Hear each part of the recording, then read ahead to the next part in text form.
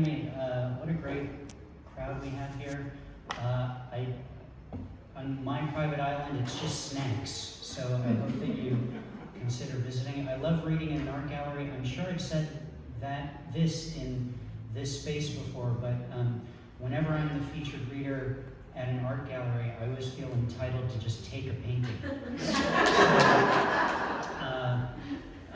I picked a big one. I'm going to need some help getting into the car, so I guess I'm going to read some poems and try not to let the smell of shit bother me so much. So here you go. This is called When the Power Went Out. How's the sound? Can you hear me in the back? Is it okay? Just barely. Is it just barely? Okay, and you're pretty close. All right, do you want me to, do you find any more and it would be obscene? I can't get any closer to this. We're adjusting. How's that? I can even hear me now. We just don't want any feedback. Right, no one give any feedback. I'm a little too fragile to hear it. This poem is called When the Power Went Out. When the power went out this morning, I received a text message from the power company saying service would be restored at 10:23 a.m. That text message came at 10:49 a.m. When the power went out this morning, it was like one of those TV shows where the power went out and they spend 2 seasons walking back and forth across North America trying to figure out why, and then it was canceled because it was too slow and no one cared. When the power went out this morning, civilization collapsed. Within 10 minutes, all the buildings looked 1,000 years old. People gathered into self-governing clans which fought against each other over fields of celery. Maybe, anyway, I was in my house the whole time. When the power went out this morning, I had to use a utility lighter, yes, that's what they're called, to light the stovetop to boil water, because the automatic clicky thingy wasn't working. I assume this is how cavemen lit their stovetops. When the power went out this morning, I didn't grind the coffee beans. I had to drink tea like a bitch. Really disappointed that I wrote that. When the power went out this morning, I wrote a poem that got me canceled. This is that poem. You were here for it.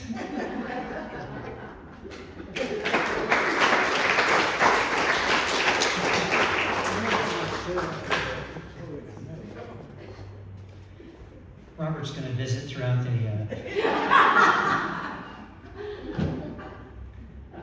Anyone been paying attention to anything that's been going on in the news at all? Or not? No one's seen anything?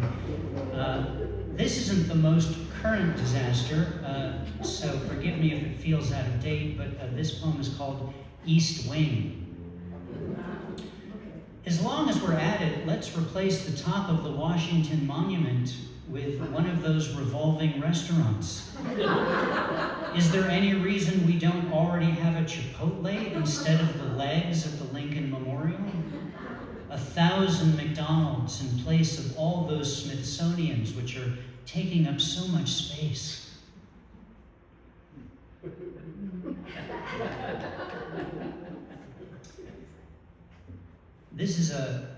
Has anyone here accidentally murdered a caterpillar?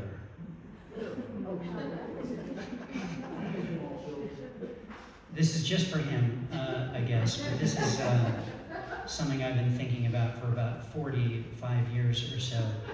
It's called Disruption at the Caterpillar Orgy.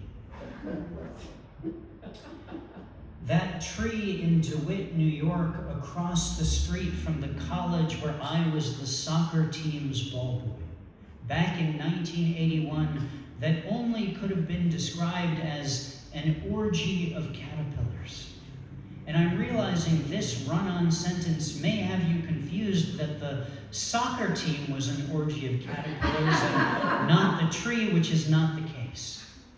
I also think it's important to mention that back in 1981, and honestly it could have been earlier, I had no idea what the word orgy meant. But it was right at the time in my life when I would have wanted someone to tell me. I tried keeping one of those caterpillars alive by essentially kidnapping it and keeping it in a jar in my bedroom. The same bedroom where I tried to hide an outside kitten. And that only lasted for about an hour before my mother found out and made me put it back outside. I poked holes in the jar. For the caterpillar, I want to be clear, the kitten was not kept in a jar. And added a stick, a couple of leaves, and a smaller jar cap full of water in case it wanted to drink or swim. I think the caterpillar, I called him Herbie, fell in the water off the stick, and I thought she was dead, but used everything I had learned from Frankenstein films to try to bring him back to life with 2 9-volt batteries. At which point I realized that Herbie wasn't dead, he was just waterlogged. Until I crushed him with the batteries by putting him in the middle. I may have mentioned this a long time ago in another poem, but my hard drive is filled with an orgy of poems, so you can't expect me to keep track of these things, and I don't think it's a crime to mention something again, not like the crime of caterpillar kidnapping and caterpillar murder by drowning and electrocution. I would never set foot by that tree again. They know exactly who I am.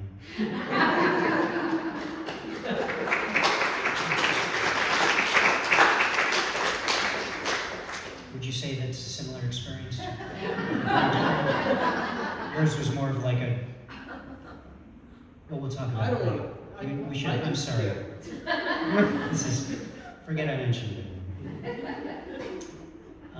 My wife Addie and I've come down to this reading a few times over the last decade or so, and this is the first time I felt confident enough to bring my family.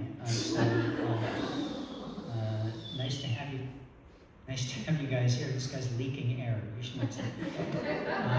Addie and I went to Naples in Italy a few years ago, and this poem was written there. This is where pizza was basically invented. This is called At Night with Pizza. Waiting for a table at the place where margarita pizza was invented.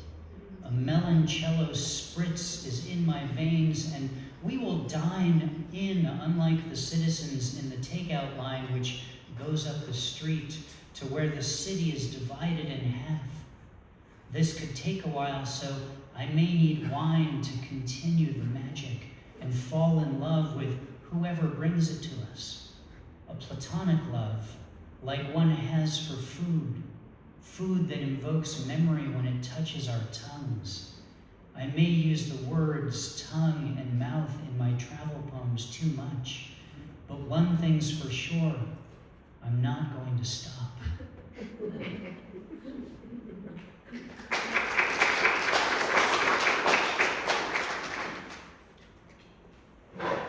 Lawn sign.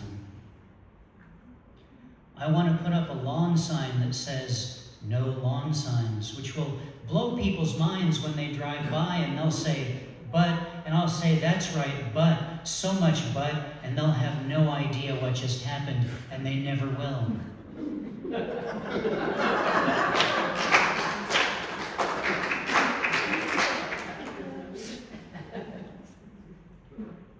I have a new book out. It's called High Moose Alert. Most of my books are travel poems written on location where I tell Addie we're going on a vacation, but secretly I'm writing a book of poems the whole time.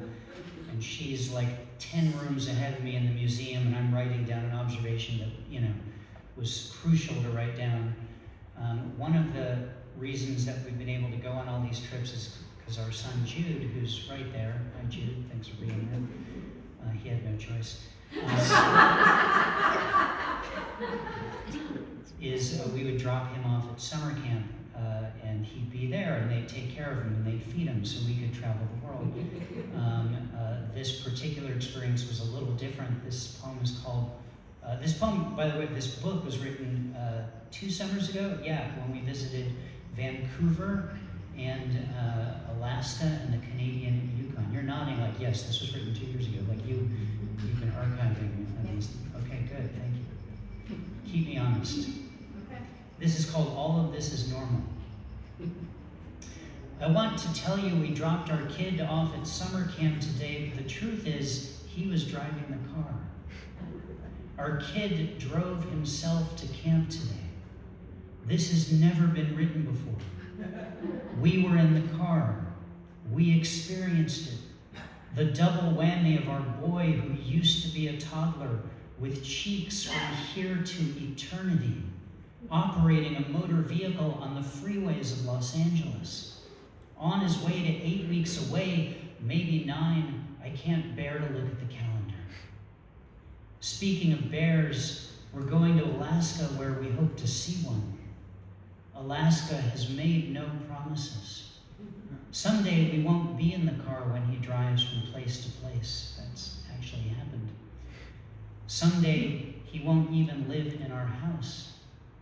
None of this is normal.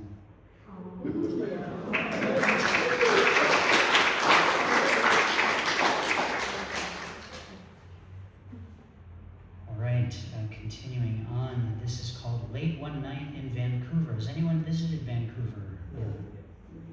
Amazing city. Vegetarian hot dogs late at night, donuts everywhere. Late one night in Vancouver. It is late in the evening in Vancouver, British Columbia, Canada. So far, no moose have been spotted except the carvings in the tourist shops. The first world trauma of the airplane seats has been diffused by the architecture of this place. Buildings seemingly haphazardly put together with Jenga-like impossibilities, adorned with nature and ready to move in. We've eaten some of everything, though if an emergency arises, the Japanese hot dog place with ample vegetarian options is next door and open until 3 in the morning. Our son, back in Simi Valley, has been spotted wearing a baseball cap, which can only mean one thing. We're just not sure what that thing is. Did I mention we are on a boat? They call it an aquabus, and it is big enough for a handful of us. We consider it a practice boat for the immense one to come. We're planning on eating more of all the food tomorrow. You can count on hearing all about it.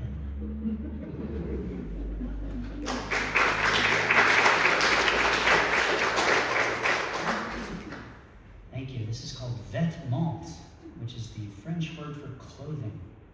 We were just at Delight of France down the street. Has anyone eaten it? A couple of you? It's good. I recommend it.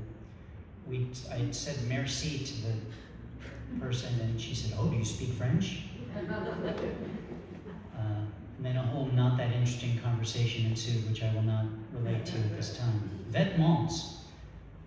Pickle underwear and coffee t-shirt. You heard me right, Vancouver. I'm ready for anything.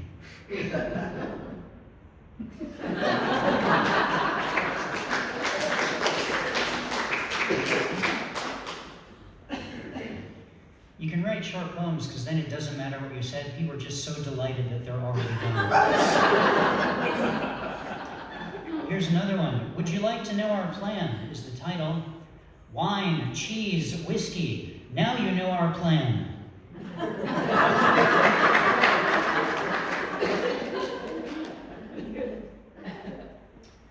We were in Denali. Has anyone been to the National Park Denali? A beautiful, gorgeous place that should always be referred to as Denali, by the way. And this, I'm about to lie to you, so you should catch me on this. This was the program listed on the wall in the visitor center. Today's program, 9 a.m. A butterfly will enter your backpack and be with you throughout the day. 11 a.m., a deep dive into moose scant. 12 p.m., forage for lunch, food not guaranteed. 1:30 p.m., nap, vertical against a birch tree. 3:15 p.m., write postcards to the Aurora Borealis. 5 p.m., a bear will eat you. Meet behind the visitor center.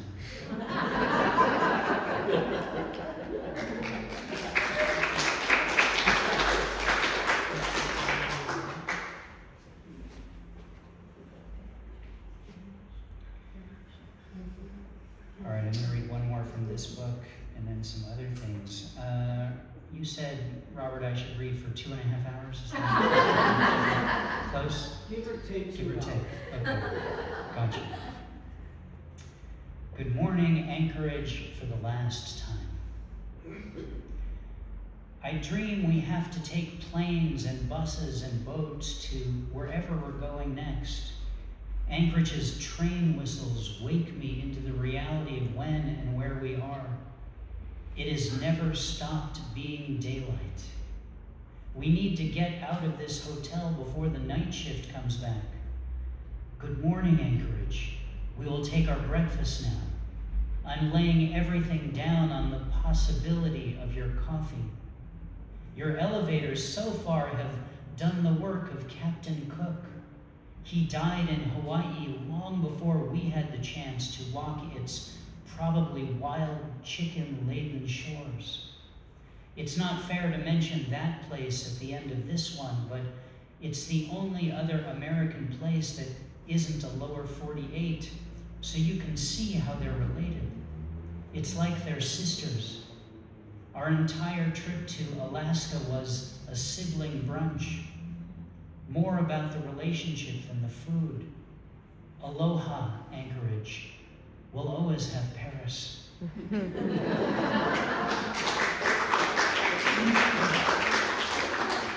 you. Those are poems from my new book called High Moose Alert, where we spent a lot of time trying to see real live wildlife, and we're mostly disappointed, except for the one time we got to take a walk with a bear. I recommend it. I write a poem for the Torah portion every week. I've been doing that for a bunch of years. The first set of those were collected in this book called God Wrestler. After I did it the first time and the cycle ended, I realized that nowhere in Judaism does it says after the first year you don't have to look at the Torah again. So I kept doing it, and I've been doing it for a lot of years. They're all up on my website, jewishpoetry.net.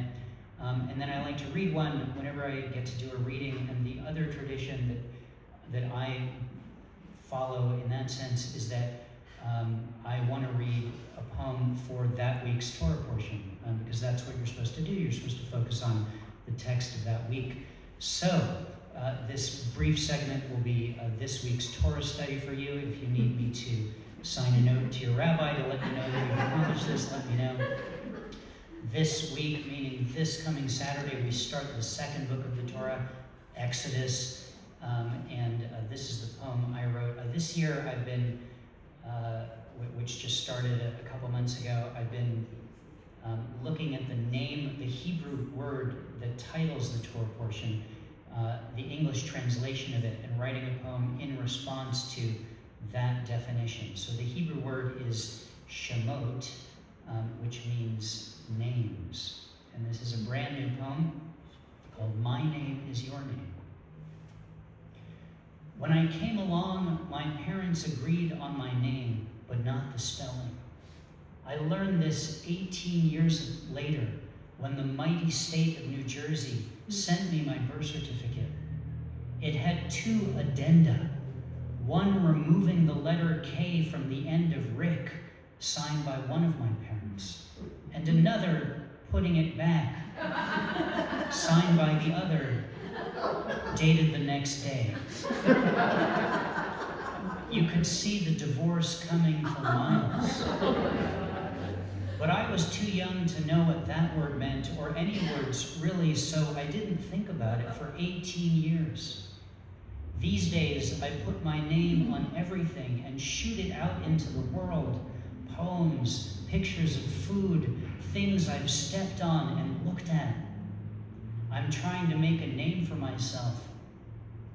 I'm trying to make a name for the name I've been given. You could argue mission accomplished, but I live in a land of Goshen where these days stating your name could cause a problem. And I don't want to go the way of Joseph, forgotten in the diaspora by whoever ascends next. It's not about me, maybe my mantra, but choosing life all day long may mean it's at least a little about me. Thank you for reading about my adventures, whether you live in the next room or down the street or in the greater San Diego area or across the world or 100 years from now. I've stored all my grain for you. All these words are for you.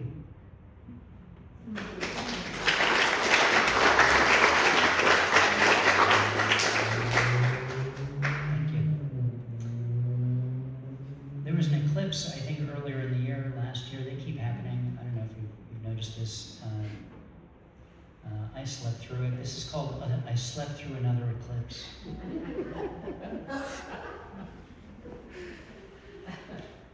Look, all I'm saying is if you're going to do your celestial events on Saturday mornings, don't expect me to get up early to watch them. I work super hard all week, and Saturday is the one day I don't have to do anything. So really, a morning eclipse? Come on. Okay, this isn't completely your fault. I missed Halley's Comet in 1986 because, well, I don't really remember, but I was a senior in high school and crew member of the month at the Temple City McDonald's, so I had a lot going on. When's it coming back? 2061? Fuck. Also, a lot of these have weird names. July's buck moon, August's sturgeon moon. What about the corn moon? You can't just take any vegetable and say it's a moon. Where does it stop? Is there a head cheese moon? How about a human blood moon? It's October, for God's sakes. Read the room. Call me when you're doing something in the early afternoon, like just after lunch and before I have to get back into it. Otherwise, I ain't going outside.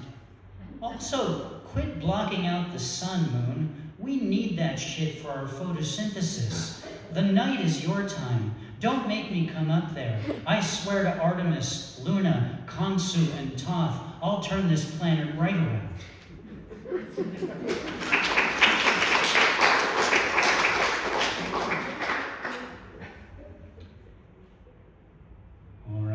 This is a kind of a visual poem. It's a little bit of an experimental performance piece. I'd like to apologize in advance. Gotta come to so you can really see the whole thing. I'm a little teapot, short and stout. Here is my handle. Here is my spout. Part of it's a found poem. Every day they give me a drink of water and set me on top of fire, and it burns, it burns, it burns, until I scream, why,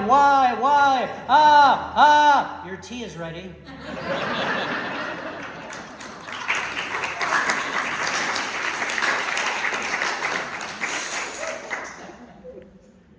Still getting the kinks out of that one. Got a few more. This is called Wifery. I tell Jude that Addie, actually this is really important context. He was like, oh, it's already in the poem, never mind, forget it. I tell Jude that Addie, his mother, is my wife. In a fit of 2-year-old defiance, he shouts, no, she's my wife, she's my wife, I'm a wife.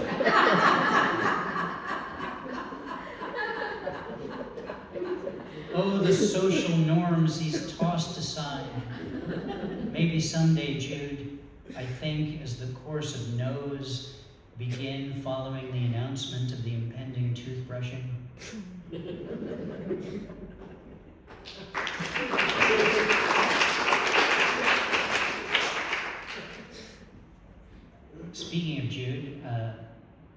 This poem is called Hey Jude. Does anyone know that song? A couple of you? Whenever I ask the question, do you know who's singing this song, to my 10-year-old in the back seat of the car, invariably he answers, the Beatles. And he is correct, as I only ask him that question when they come on. He's been dealing with this since he was in the womb, when his pregnant parents, saw the film Across the Universe on the couch one evening, and in a fit of revelation knew exactly what we would be calling this impending permanent visitor. Whenever someone meets him and learns his name, it's impossible for them to not cry out.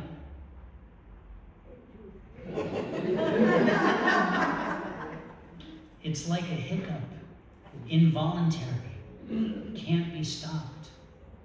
He used to tell everyone he hated the Beatles, and then at a certain point it all clicked and he started demanding their voices on the car stereo. Who wouldn't want anthems sung to them while being chauffeured to and from houses of fundamental learning, religious institutions, and the occasional pizza parlor? He knows who he is and the expectations people have when they sing his name.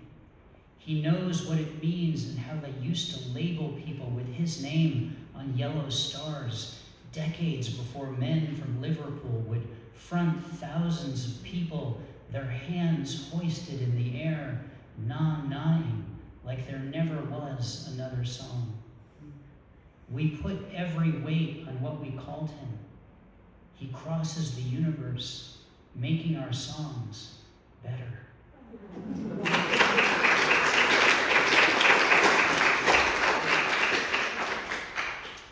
I've got one more poem for you. Thank you so much for being here. It is an honor and a delight to be invited back here and to be in this space. It sounds like you want to say something, Robert. Yeah, tell us about the open mic, the Poetry Superhighway open mic online. What I know it's a Sunday, but I can't remember which one. Right, because there isn't a specific one. It kind of I do 2 online open mics, which is anyone here a poet by any chance? Nobody. Oh, just one. Okay, interesting. It's so great just to have an audience of people who've just come out to listen. I host 2 online open mics. One is part of the Poetry Superhighway website, poetrysuperhighway.com/PSH. It's always on a Sunday at 2 p.m. Pacific, but it's not always the same Sunday. I kind of plan it the next time. But if you get on the Poetry Superhighway email list, you'll get emails up the yin-yang telling you when it is. And anyone is welcome. You get to read a poem, and they'll ask you about what's going on in your poetry world, and it's a nice little thing. The other reading I do, which I know Mr. Jeff Becker from, is the Cobalt Poets reading. That's every single Tuesday night at 7:30 p.m., which grew out of an in-person reading I hosted at a place called the Cobalt Cafe in Canoga Park, which no longer exists. It closed in 2014, but I hosted it every week for almost 21 years.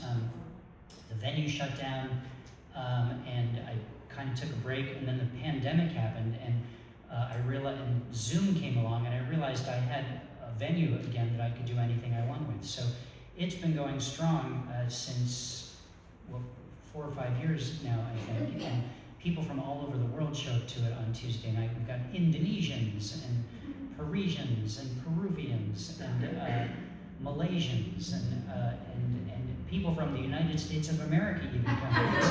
It's pretty cool. It's a really nice, welcoming, supportive community who are not just there for their opportunity to read their poems, but also because they're really excited to hear what you have to say.